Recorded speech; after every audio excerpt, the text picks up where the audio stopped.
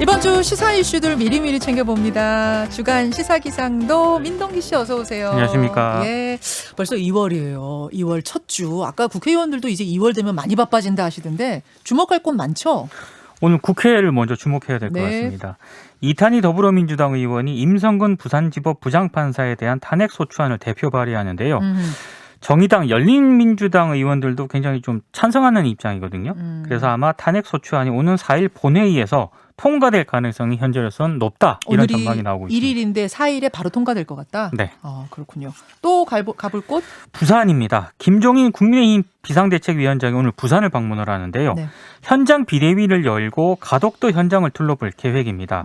이 자리에서 가덕도 신공항 지지를 공식 선언하는 것 아니냐라는 관측이 나오고 있는데 부산에서 요새 좀 국민의힘 분위기가 심상치 않다 이런 얘기 들었어요. 당 지지율이 흔들리고 있거든요. 예. 그래서 오늘 김 위원장이 어떤 입장을 밝힐지 주목을 해봐야 될 것 같습니다. 경기도도 오늘 주목해야 되지 않나요? 오늘 그 10만 원씩 2차 재난기본소득이 지급이 되거든요. 오늘이군요. 네, 신청 방법은 온라인, 오프라인, 취약계층을 찾아가는 서비스 이렇게 세 가지인데요. 네.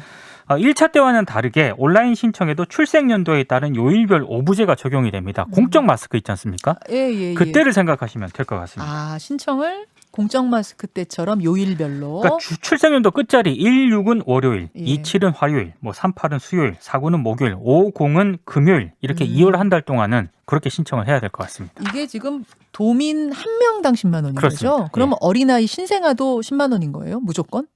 저는 그렇게 알고 있거든요. 그렇죠. 네. 그렇죠. 그럴 겁니다. 아마. 자, 대한상공회의소에선 무슨 일이 있는 건가요? 박용만 회장의 후임 선출을 위한 공식 절차에 오늘 돌입을 하는데요.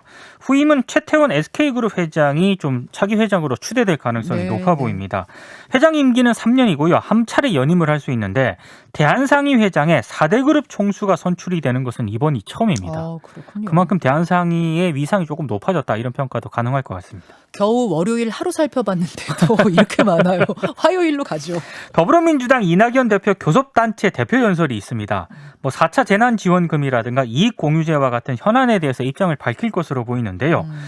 지금 지지율이 좀 하락세를 보이고 있지 않습니까? 그래서 이낙연 대표가 신복지 체계에 상당히 좀 비중을 들이고 있는데 이 신복지 체계에 대한 구상도 내일 밝힐 것으로 예상이 되고 있습니다.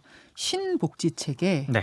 이거는 어떤 대권 주자로서의 자신의 철학도 덧붙여 얘기할 수 있는 자리인 거잖아요. 그러니까 지금 정책 브랜드를 가져갈 가능성이 높거든요. 그렇죠. 구체적인 어떤 구상 같은 게 내일쯤에 나올 것으로 보입니다. 화요일 이낙연 대표 주목해보고 수요일로 가죠. 권칠승 중소벤처기업부 장관 후보자 인사청문회가 열리거든요. 네.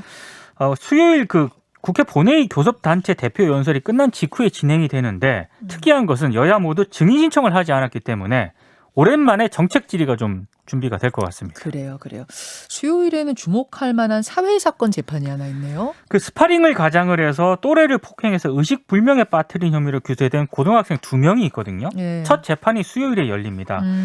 이들은 지난해 11월인데요. 동급생을 3시간 가까이 수차례 때려가지고 의식불명에 빠뜨린 혐의를 받고 있는데 왜 태권도용 보호구를 착용하게 한 다음에 나 이거 너 때리는 거 아니야? 복싱 가르쳐주는 거야? 이러면서 폭행했다는 거죠. 그렇죠. 복싱을 가르쳐주겠다라고 하면서 그것도 번갈아 가면서 폭행한 것으로 경찰 조사 결과 드러난 사건입니다. 피해자가 의식불명입니다. 그렇습니다. 이 사건 재판 보시고요. 목요일로 갈까요? 목요일은 이 국회 정치외교통일안보 분야 대정부 질문이 예정이 돼 있는데요.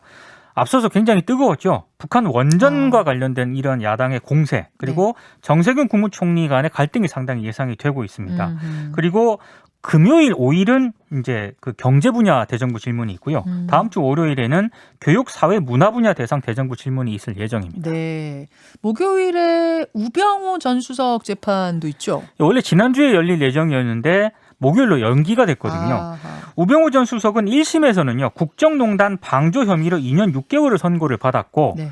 또 이석수 전 감찰관 업무방해 혐의 등으로 별도 기소가 돼가지고요. 1년 6개월을 선고를 받았거든요. 예. 우 전 수석은 억울하다면서 무죄를 지금 호소하고 있는 상황입니다. 그래요. 금요일로 넘어가 보죠. 정의용 외교부 장관 후보자에 대한 인사청문회가 열리는데요. 네. 순탄치는 않을 것으로 보입니다. 정 후보자가 2018년 남북 북미 정상회담으로 이어지는 과정에서 핵심 메신저 역할을 하지 않았습니까? 그렇죠. 야당의 상당한 공세가 예상이 되고 있고요.